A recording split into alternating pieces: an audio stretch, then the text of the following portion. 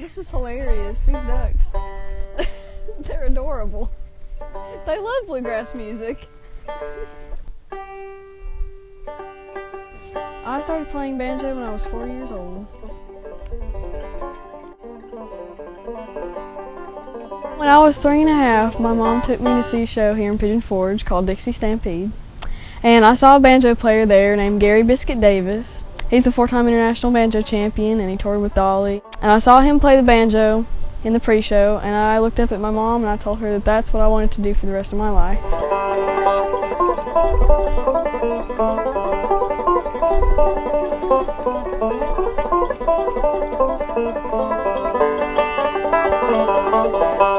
For my 4th birthday, she was going to buy me a toy banjo. And she went around to all the music shops and she couldn't find one because banjos are kind of different. And so she was at the last music shop, and this man came up to her and he said, "Don't buy her a toy, buy the real thing and I'll teach her." And it turns out that was Gary, and he's been teaching me ever since. So I have 5 banjos. Yeah, this is my very first one. I have a banjotar.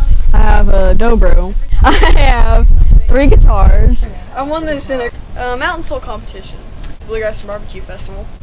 They have a competition of who can sing some Dolly songs the best. And so I dressed up in little overalls and a plaid shirt with my banjo and sang Applejack. This is Dolly Parton. This is J.D. Crowe. Larry Sparks, Ricky Skaggs, Loretta Lynn, Bobby Hicks, Dr. Ralph Stanley, Bobby Osborne, and Ron Vincent. This is the banjo that I play every night at work. This was my 2nd banjo. This is the one that I started professionally entertaining at about 8. I worked at Dollywood in 3 of their shows. And then I heard that Country Night was having auditions, and I went and auditioned there. And this is my 4th year with them. Like any profession, yeah, I mean, the same thing every day. It definitely can get, said like a job. And at that point, you just gotta take a few days off or do something else that you love, Like, I love studying forensic science. Like, if something happened and I couldn't be a musician with my hands or something, I would totally go into forensic science. So I might, work on that, and then whenever I get back to music, it's like a whole new world. Today, you said you needed space, said you needed time, said you had a lot of things on your mind. I live in a camper. I mean, it's not the normal kind of thing. Well, I would have loved to play the Opry because that's one of my main goals.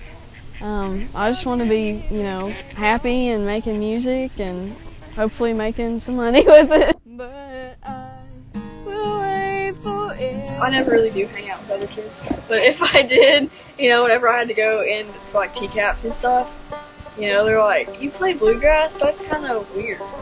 And then I said, "You know what? Who cares? You just gotta do what you love." And if they don't think it's cool, I think it's cool.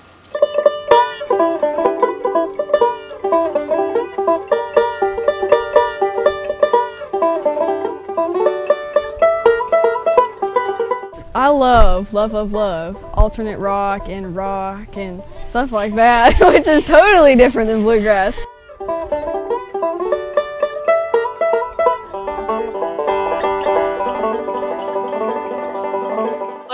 Bluegrass just because it's like you've got a family almost, you got this happy family.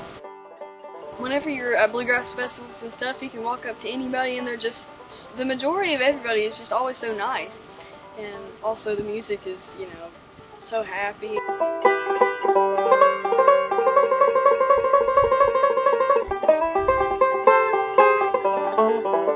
You can't really be sad whenever you play banjo, and even if you do play a sad song, it's still got a little bit of happiness in there, but it expresses your emotion. I started being crazy about the banjo when I was 4, and I've never stopped. What's the name of that one? Foggy Mountain Special. It's pretty special.